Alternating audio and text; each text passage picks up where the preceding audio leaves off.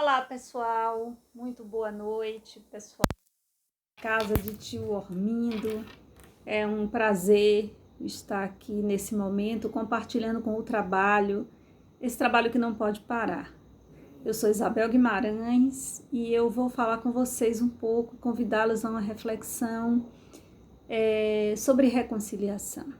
E acho que, antes de tudo, nós precisamos fazer uma reconciliação conosco mesmo.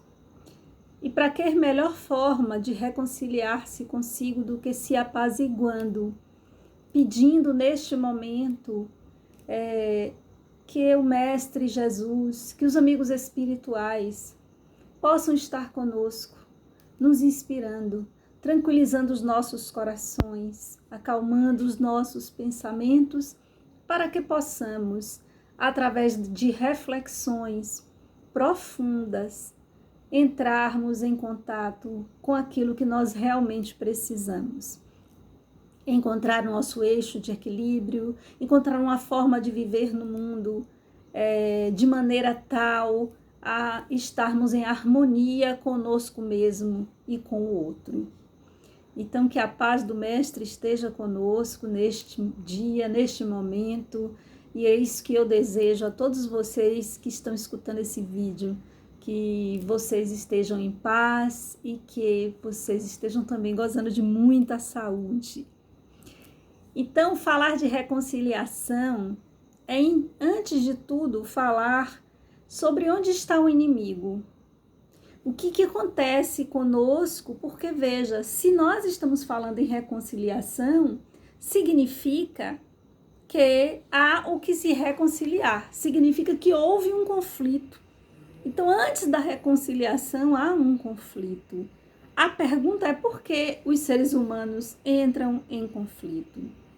Por que o ódio? Por que as discordâncias violentas?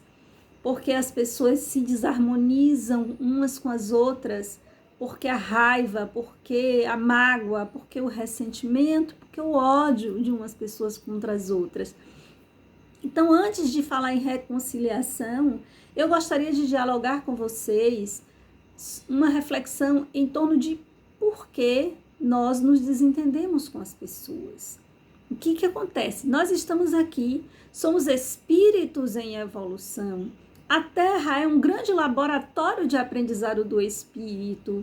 Deveríamos nos unir no sentido de um apoio mútuo. Deveríamos nos unir no sentido da compreensão, da generosidade, da bondade uns com os outros, porque afinal todos estamos aqui envolvidos no mesmo processo, que é o processo de evolução espiritual. Nós espíritas nos colocamos como vanguarda no sentido da compreensão dessa dinâmica quando afirmamos a imortalidade do espírito, quando afirmamos que todos somos espíritos em evolução. Então, por que nós entramos em contendas com o outro? Qual é a dificuldade que nós temos em convivermos com o outro sem que o conflito se faça? É muito difícil você conversar com alguém que não já tenha entrado em conflito com o outro. E às vezes, quando nós não entramos em conflito com o outro, estamos em conflito conosco mesmo, estamos angustiados, estamos muitas vezes suportando determinadas coisas para mantermos a aparência de uma serenidade, de uma tranquilidade, que ao contrário do mar, que quando está revolto por cima, lá no seu mundo mais profundo, nessas águas profundas, ele está calmo, sempre sereno. Ao contrário, nós muitas vezes estamos numa aparência de calma, de serenidade, mas lá para o fundo nós estamos um mar revolto. E isso adoece do ponto de vista psíquico, adoece do ponto de vista espiritual, adoece psicologicamente. Então a questão não é negar o conflito, mas compreendê-lo para evitá-lo.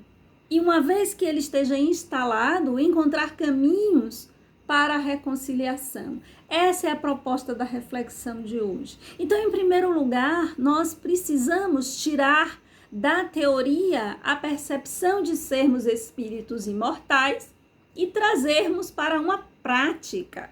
Porque saber-se espírito imortal deve mudar tudo na sua vida. Você deveria ter um olhar espiritual, então, para todas as coisas. Você deveria saber que este corpo físico é passageiro, que esta condição, que esse lugar que você ocupa, que este personagem que você veste nesta encarnação é passageiro. E mergulhar profundamente na sua essência como espírito que é. Porque se assim agíssemos, certamente muitos conflitos eles não existiriam. E quando os conflitos se instalassem, teríamos a maturidade de buscar o caminho da reconciliação. Então eu queria trazer para vocês um conceito que está na base de muitos conflitos, que é o conceito de sombra. Então, sombra seria o lado negativo, o lado negado da pessoa. Então, a sombra, do ponto de vista psicológico, seria aquilo que nós, ao longo do nosso desenvolvimento, vamos reprimindo, vamos jogando para o inconsciente. Então, a sombra se forma a partir da negação daquilo que não é aceito na nossa família, na sociedade em que nós vivemos. Então, se numa família, se numa sociedade, na classe social a qual você pertence, por exemplo, a pessoa ser artista, por exemplo, hoje não tem mais isso, mas antigamente, o pessoal aí que já passou do 5.0 em diante, sabe que no passado, quem nascia com o dom artístico, seja para tocar violão, cantar ou representar, era execrado pelas famílias de gente do bem, não era assim? Era coisa de vagabundo, era coisa de mulher que ia se perder. Então, se alguém tinha um dote artístico, um dom, certamente, como isso era visto como um mal, isso ia sendo reprimido. Eu estou dando esse exemplo só para que vocês compreendam como é que a sombra se forma. Não que ser artista é ruim, por favor. Não que esse dom seja ruim, é um dom abençoado, mas assim, é só para entender como é que se forma aquilo que é sombrio. Então, quando você vive, por exemplo, vem de uma família muito carregada de preconceitos, seja preconceito racial, seja machismo, seja preconceito de classe, então, isso tudo vai sendo passado para você como algo negativo. E aí você vai jogando determinadas coisas na sombra. E isso vai ficando lá, isso vai se acumulando. Então, quando você se torna adulto, você vai ser dominado por preconceitos, por ideias pré-concebidas, e você vai julgar e condenar as pessoas que não coadunem com a sua visão de mundo, que foi formada a partir desta convivência. Lembrando que esta convivência ativa em você também as experiências de vidas passadas. Então, quando você vai formando a sua personalidade e que você vai formando a sua visão de mundo, na ética chama-se axiograma. Axiograma quer dizer o conjunto de verdades e valores de uma pessoa. Então, à medida em que eu vou me desenvolvendo, e nós falamos muito isso, é comum as pessoas dizerem assim, eu aprendi a ser honesto com meu pai, eu aprendi a dizer a verdade com minha mãe, Então, você veja que os valores familiares, as verdades para aquela família, para aquela classe social a qual você pertence, para aquele país onde você nasceu, aquele tempo em que você nasceu, essas verdades e valores é que vão construindo. Quando você se torna adulto, essa é a sua bússola. Então, quando alguém faz algo que no seu mapa, nesse seu hexograma, nesse seu conjunto de verdades e valores, está lá registrado que é uma coisa errada, negativa, você vai condenar. Se está registrado que é uma coisa boa, você vai enaltecer. Vocês entendem como é que se forma, então, esse aspecto psíquico arraigado na nossa estrutura, na nossa dinâmica psicológica? Então, quando você condena algo ou alguém, é porque isso está lá na formação do seu axiograma, na formação da sua sombra. Então, tudo que dizem que não presta, que dizem que é errado, nós jogamos para a sombra. E construímos o quê? Uma persona. A face que apresentamos ao mundo. Então, aquilo que é aceito, nós exibimos alegremente, corajosamente. Aquilo que não é aceito, nós jogamos no porão, nos subterrâneos. Mas isso não deixa de existir, isso fica lá e isso faz efeito. E como é que isso vai fazer efeito? Como é que isso vai reverberar depois? Isso vai reverberar num mecanismo chamado projeção. Então você vai, essas coisas ruins que existem em você, certamente, porque a gente só pode conhecer aquilo que existe em nós. Aquilo que está lá, quietinho, no porão, você vai projetar em pessoas. Então, quando você vê alguém fazendo algo que está neste porão, você vai projetar isso no outro. O nome disso é projeção de sombra. Então, você vai projetar o mal no outro. Então, o mal não está em mim. O mal está sempre no outro. Mas como eu reconheço o mal no outro se eu não conhecesse aquele mal? Como eu vou reconhecer? Como eu reconheço que alguém é invejoso se eu desconhecesse a inveja? Eu não poderia reconhecer. Você reconhece a inveja porque a inveja também mora em você. Você reconhece o egoísmo porque o egoísmo também mora em você, mas está lá quietinho, reprimido. E esta projeção faz com que você passe a detestar fulano, odiar beltrano, ou entrar em conflitos com as pessoas. Então, uma das formas de você de minimizar conflitos e, portanto, não ser depois necessário uma reconciliação, é você parar de negar a sombra. Então, tudo de mal que você vê no outro também existe em você. Não é que o outro não tenha, não, viu? Porque o pessoal agora pegou essa mania de dizer isso. Ah, você tá vendo isso em mim porque é seu. É meu também, mas também é seu, tá? Pode dizer, porque é verdade. O outro não serviria de objeto de projeção se não tivesse lá uma chave que ligasse e fizesse com que você projetasse isso nele ou nela. Então, a questão não é o outro. A questão proposta aqui é você reconhecer em você esses aspectos sombrios. Precisamos reconhecer em nós as nossas inferioridades. Precisamos reconhecer em nós a nossa ignorância. Precisamos reconhecer em nós o egoísmo, a inveja. Precisamos reconhecer em nós tudo aquilo que nós projetamos no outro e criamos inimigos.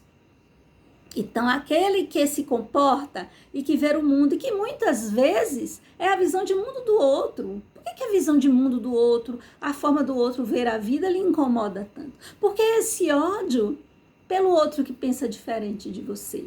Você não acha que tem alguma coisa de patológico aí? Sim, porque as pessoas são diferentes. Cada um tem seu axiograma. Então, as pessoas têm visão de mundo diferente. Por que a visão de mundo diferente do outro vai despertar em mim tanto ódio? A gente deve desconfiar disso, porque certamente tudo aquilo que nos desperta essa reação tão exacerbada é porque é uma questão de sombra nossa que nós estamos projetando no outro. Porque nós poderíamos ser e deixar que o outro seja.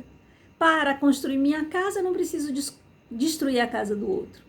Né? Para afirmar as minhas ideias, eu não preciso desconstruir as ideias do outro. Basta que eu afirme as minhas, que todos vão perceber que é diferente do outro. E cada um que faça as suas escolhas de acordo com a sua consciência, de acordo com o seu entendimento de visão de mundo. Então, esse é um dos aspectos importantes para evitar conflitos. Quando alguém lhe despertar um sentimento aversivo, volte-se para você para se perguntar por que isso me desperta esse sentimento tão ruim. Porque sentir ódio não é bom para ninguém. Não é bom para quem sente, não é bom para quem é objeto do nosso sentir. Então volte-se para você. O que está acontecendo comigo? Por que isso me despertou este sentimento? E aí vá atrás do fio que liga esse sentimento a algo em você e tente resolver isso em você, ao invés de conflitar com o outro. Uma outra questão importante é a respeito do... Aliás, antes eu tenho até uma frase que eu anotei aqui para trazer para vocês, que é assim: só podem nos perturbar os princípios que forem capazes de nos atingir de fora pela razão de não o termos podido integrar dentro de nós. Então, o reconhecimento da sombra conduz à modéstia fundamental de que precisamos para admitir as nossas imperfeições. Olha que coisa linda. É preciso o reconhecimento, porque a luz se faz a partir do reconhecimento das nossas imperfeições. Outra coisa que está na gênese dos conflitos, né, que gera rupturas, discordâncias, é a nossa incapacidade de aceitarmos o contraditório. Queremos que a nossa verdade e a nossa forma de ver o mundo seja a verdade absoluta, a verdade do outro. Gente, isso é impossível. Eu comecei dialogando com vocês dizendo que nós somos espíritos milenares, cheios de experiências. Quantas coisas nós já vivemos, quantas encarnações. Então é impossível chegar a uma unanimidade. Todas as vezes que se tenta isso gera conflito, e gera guerra, e gera massacres. Por quê? Porque as pessoas querem destruir todos os que pensam diferente. Acabam cometendo genocídios ou violência. Porque às vezes aqueles que pensam diferente acabam presos, torturados, assassinados. Que as pessoas querem um pensamento. Sabe quando foi que isso aconteceu? Nunca. Nunca. Em lugar nenhum houve essa unanimidade. As discordâncias humanas sempre ocorreram porque faz parte da inteligência. O espírito como princípio inteligente do universo. A inteligência é que faz com que tenhamos entendimentos e percepções diferentes, e as experiências vividas em vidas pretéritas e também nesta encarnação faz a diferença. Porque não pode alguém, por exemplo, que nasceu, como dizem por aí no popular, num berço de ouro, alguém filho de um bilionário, que viveu cercado de uma realidade material totalmente diferente de alguém que nasceu na pobreza, que passou fome, que passou necessidade, que morou mal. Vocês acham que é possível que essas pessoas tenham visões de mundo igual? Não, eles vão ter visões de mundo bem diferentes, mas isso necessariamente não torna as pessoas inimigas. Por que visões diferentes? Porque eu vou ter visão de mundo a partir das minhas experiências. Isso, sem contar que são dois espíritos que viveram experiências antes dessa encarnação. Então, se soma as experiências passadas, mais a experiência dessa encarnação, você vai ter a sua visão de mundo, o seu entendimento, a sua leitura. Às vezes, por exemplo, eu acho interessante que as pessoas fazem determinadas afirmações, tipo, todo mundo acha isso. E você conhece todo mundo? Não, você não conhece todo mundo. Todos os que você conhece. Mas os que você conhece é infinitamente pequeno, é infinitesimal diante de todo mundo. Então, aquilo que você acha que é todo mundo, não é todo mundo. É a parcela das pessoas com quem você convive. E nós tendemos a conviver e estar com pessoas que pensam mais ou menos parecido conosco, que tem mais ou menos a mesma classe social. É assim que funciona. Então, fica-nos a impressão de que aquilo é uma unanimidade, mas não é. E nós precisamos, então, abrir a nossa mente, a nossa consciência precisa se expandir no sentido de ter uma escuta em relação ao outro, saber escutar. É preciso diferenciar ouvir de escutar, porque ouvir para mim escutar para mim, todos escutam. Todos escutam, basta ter um ouvido, não é? Mas será que está ouvindo mesmo de verdade? Será? Porque a escuta requer uma postura de abertura para compreender o que o outro está me dizendo. Senão eu só estou usando o meu aparelho auditivo no momento em que eu fico fechado no meu entendimento, na minha percepção das coisas, e não oportunizo sair de mim para, de fato, Escutar o que o outro tem a dizer significa compreender o que o outro tem a dizer.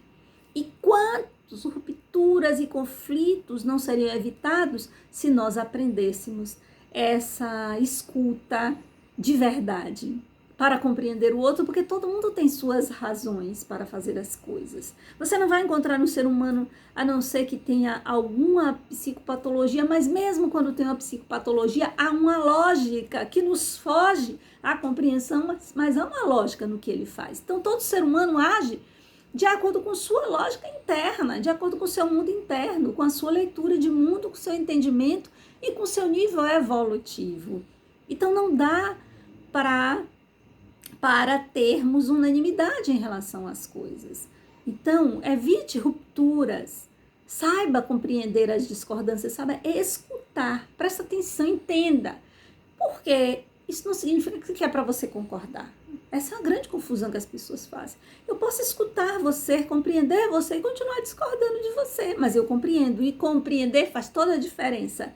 Eu digo, olha, você pensa assim, eu penso desta forma, mas a gente não precisa ficar inimigo por causa disso. E isso só é possível quando você faz essa escuta. Muitas vezes as pessoas entram em conflito por conta da intolerância e da agressividade. Por quê? Porque as pessoas muitas vezes têm um complexo de poder tão violento e têm uma estrutura de ego tão frágil que elas não conseguem conviver com o outro que tem a coragem de discordar delas. E aí elas se tornam intolerantes, se tornam agressivas, né? Então, é preciso compreender essa dinâmica. E também uma outra questão que eu trago, que é a comunicação não violenta. Você saber falar com o outro, isso também evitaria muitos conflitos. E saber falar com o outro é prestar atenção a si, sabia? É prestar atenção ao que eu estou sentindo.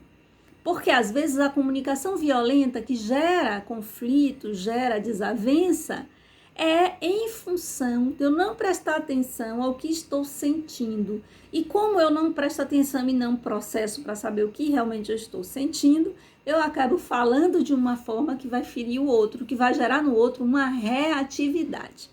Como, por exemplo, alguém que chega cansado do trabalho, depois de um dia exaustivo e encontra a casa toda bagunçada, toda desarrumada, e essa pessoa começa a falar, porque eu trabalhei o dia inteiro, eu estou cansada, eu estou exausta.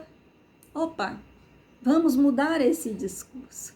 Que tal chegar e dizer assim, pessoal, isso está me incomodando muito. Eu gostaria muito de contar com a colaboração de vocês, porque quando eu chego do trabalho que encontro tudo assim desorganizado e desarrumado, eu me sinto muito mal. Será que vocês poderiam colaborar comigo? Será que vocês percebem a diferença entre chegar reclamando, bradando e chegar dialogando? E esse diálogo só é possível quando você presta atenção no que você realmente está sentindo, para que você não expresse de uma forma agressiva, que vai ferir o outro, que vai gerar uma reação violenta do outro para com você. Então, essas são algumas coisas que nós precisamos compreender para que possamos minimizar os conflitos. A outra coisa, o outro problema é opinião e conhecimento. Também gera muito conflito. Uma coisa é sua opinião. Você pode ter opinião sobre o que você quiser e esse é seu direito, mas não confunda a sua opinião com conhecimento. Conhecimento é algo que requer um esforço nosso, de pesquisa, de estudo, de leitura. Aí você vai dominando o conhecimento naquela área. No mais, é só opinião.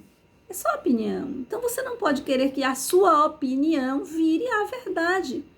Por todas as razões que eu já falei, porque a sua opinião é baseada em quê? É baseada na sua experiência, no seu nível evolutivo. Então, não é possível que você pegue a sua opinião, que é uma experiência singular sua, e queira convencer o outro que você está com a verdade e ainda brigue com o outro, que o outro não se convenceu.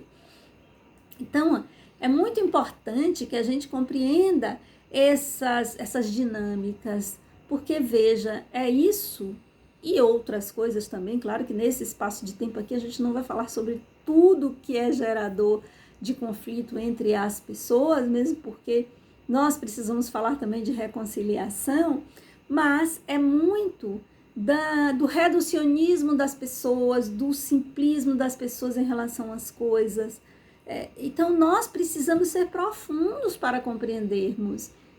Não dá para você ser superficial e achar que tem sabedoria. Não, a superficialidade nos leva a um entendimento muito raso das questões. Nós precisamos aprofundar o conhecimento das coisas as quais nós queremos opinar, nós queremos transformar em verdades, pelo menos para um grande grupo de pessoas, porque verdade absoluta não existe. É impossível, são bilhões de espíritos aqui encarnados, não tem como se conseguir a unanimidade entre as pessoas. Cada um tem uma religião, cada um tem um costume, tem uma cultura. A diversidade de cultura dos seres humanos é uma coisa incrível. Quanto mais você viaja aí pelo mundo, você percebe essas diferenças, né? E como isso é belo. Eu li no livro uma vez a seguinte frase, que a beleza do campo está na diversidade das flores. E que nós devemos oferecer ao Criador um buquê das nossas diferenças. Não há por que entrar em conflito em função das diferenças. Entendido isso, nós podemos partir para a reconciliação. Reconciliação com os familiares, reconciliação no ambiente de trabalho, reconciliação em sociedade, reconciliação na política, como nós estamos precisando disso, né? Então vamos buscar um caminho. E um caminho para a reconciliação, eu diria que a pedra fundamental da reconciliação é o diálogo, né? Então manter um diálogo, porque a violência verbal é uma forma de violência simbólica que muitas vezes precede a violência física. Então o diálogo é uma prática de não violência. Conversar com quem não pensa como eu, eis o grande desafio do diálogo, né? Falar sobre o outro sem projetar sobre o outro a sua verdade, tá? É essencial, né? Então, que você consiga esta ponte, porque o diálogo é uma ponte que eu construo entre mim e você, na qual nós nos encontramos. Então, você não precisa vir para o lado de cá, nem eu preciso ir para o lado de lá. Mas podemos nos encontrar nesta ponte, dialogar e depois fazermos escolhas. Pode ser que eu escolha ir para o seu lado, pode ser que você escolha ir para o meu, pode ser que escolhamos continuar onde estamos, mas sem conflito. Isso é o poder da reconciliação. Mesmo porque, quando nós elegemos pessoas, às vezes, como nossos inimigos, desafetos, e quando eu estou falando inimigo, é aquela pessoa mesmo que você não tolera, é aquela pessoa que você também tem dificuldade de lidar, às vezes é um filho, um pai, um parente, é um colega de trabalho. Então o inimigo não é só aquele com o qual você passou um conflito assintoso, que teve uma briga. Inimigo é todo aquele que nos incomoda. No caso, é uma forma simbólica de se referir. Por quê? Porque a pessoa tira a nossa paz. Todo aquele que tira a nossa paz, que nos tira do sério, que nos aborrece, que gera sentimentos negativos, são os nossos inimigos, mas os nossos inimigos não estão lá fora. Essas pessoas apenas, elas acabam fazendo com que venha à tona aquilo que não está resolvido em mim, aquilo que eu preciso equacionar dentro de mim e que eu projeto fora, no outro. Então, veja, se pudéssemos ler a história secreta dos nossos inimigos, descobriríamos na vida de cada homem e mulher mágoa e sofrimento suficientes para desarmar qualquer tipo de hostilidade. Eu gosto muito desta frase, porque humaniza as pessoas, porque diz assim, aquele que é difícil para você é alguém, é um ser humano, não coisifique as pessoas. Ali há um ser humano. Ali há um ser humano que também tem sofrimentos. Ali também há um ser humano que tem dores. Isso ajuda a minimizar o nosso sentimento de hostilidade para com as pessoas, tá? E como se reconciliar? Jesus deixou várias dicas de como a gente lidar com esta reconciliação. Amai os vossos inimigos. É uma delas. Amar os inimigos significa amar aquilo em mim que está gerando um inimigo fora. Porque, por tudo que eu já coloquei aqui, é possível que vocês entendam que o inimigo está fora. O inimigo está dentro. O inimigo não está fora de você. É alguém, uma pessoa que desperta algo dentro de você que não está conciliado. Então, a primeira reconciliação é amar as suas inferioridades, é se amar por inteiro.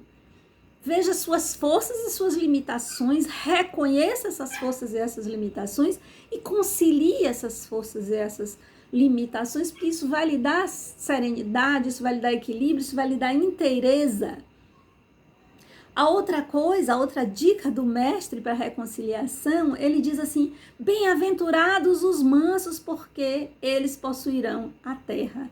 A mansidão é estar aberto a aprender novas coisas. Herdar a terra é ter consciência de estar vinculado a tudo e a todos. Então, bem-aventurados os brandos e pacíficos.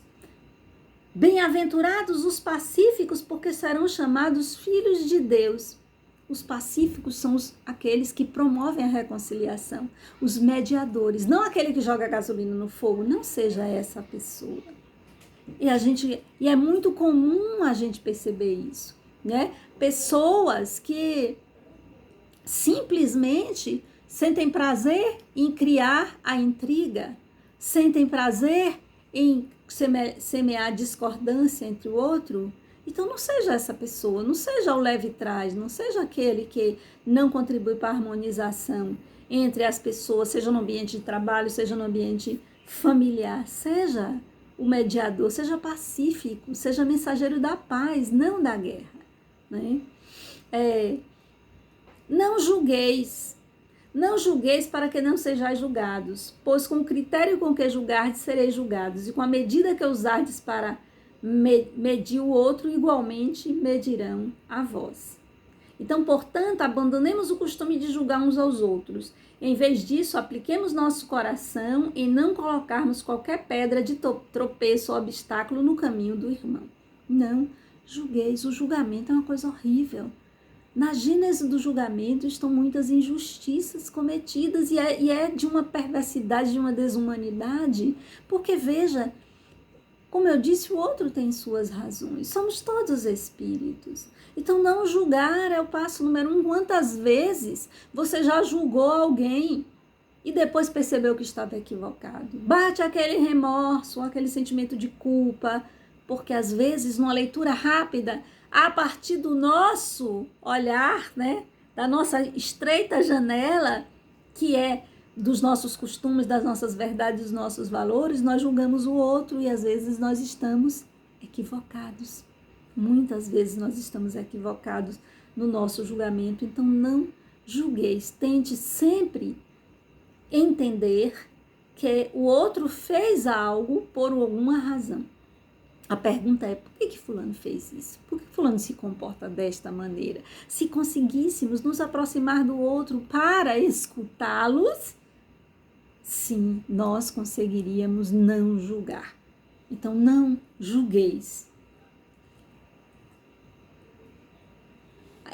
Então, são atitudes fundamentais para que possamos nos reconciliar com o outro. Mas, além de tudo isso, a percepção de ser espírito imortal, a reencarnação. Gente, essas duas bases do espiritismo deveriam ser suficientes para a gente correr e se reconciliar, ou melhor, para a gente nem entrar em conflito, como eu comecei falando com vocês. A reencarnação nos diz que nós podemos amanhã nascer em qualquer lugar, muitas vezes naquele lugar daquela pessoa que nós tanto detestamos. Muitas vezes na mesma família daquela pessoa que nós julgamos e execramos. Podemos nascer homem, nascer mulher, preto, branco, alto, baixo, em qualquer país do mundo. Então não sejamos as pessoas que levam o conflito, para que não colhamos o conflito no futuro. A reencarnação deveria esvaziar o nosso sentimento. A compreensão da reencarnação deveria esvaziar o nosso sentimento de aversão em relação ao outro. Se você não consegue se reconciliar, pelo menos neutralize os sentimentos. Não fique tramando vingança, nem procurando saber da vida do outro, porque tem gente que é assim. É inimigo do outro e toda hora tá querendo saber, porque quer saber se o outro se deu mal, se não deu, quer saber da vida do outro. Que apego é esse? Deixe que a pessoa vá. Entregue a pessoa às próprias escolhas dela, ao caminho dela, porque você não sabe. Às vezes você está se sentindo melhor do que aquela pessoa, e às vezes o seu passado te condena, você nem sabe o que é que você já foi capaz de fazer. Então seja e deixe ser, deixe que as pessoas vão buscar os seus caminhos. Não procure, não seja você a palmatória do mundo. Então, ter consciência de ser um espírito imortal, ter consciência de que existem aspectos nossos que nós projetamos no outro, ter consciência de que precisamos trazer, já que é nisso que acreditamos, a mansidão, a brandura, a ternura para o mundo e para as nossas relações. Senão nós nos tornamos todos hipócritas. Falamos dentro das casas espíritas de amor, falamos de público, de amor, de perdão, de paz. E quando de lá saímos, somos incapazes de nos reconciliarmos ou de vivermos harmonicamente com os outros. Estamos sempre procurando treta. Então isso nos torna pessoas contraditórias, que falamos de amor em público, e de paz, mas fazemos o ódio e a guerra no privado. Então que não seja esta pessoa. Você é um espírito imortal. Seja aquela pessoa que é agregadora, que é conciliadora, que é capaz de abaixar as armas quando o outro está disposto também. Não seja aquela pessoa que julga, porque com a medida que você também será julgado. Então, seja brando e pacífico. Traga isso para os ambientes nos quais você convive. E principalmente, antes de qualquer coisa, se reconcilie com você. Aprenda a se amar nas suas forças e nas suas limitações. Porque quem não se ama não consegue amar ninguém. Quem não se ama não consegue ser paciente, brando, pacífico. Quem não se ama se torna irritadiço, intolerante, enfim, um espírito adoecido.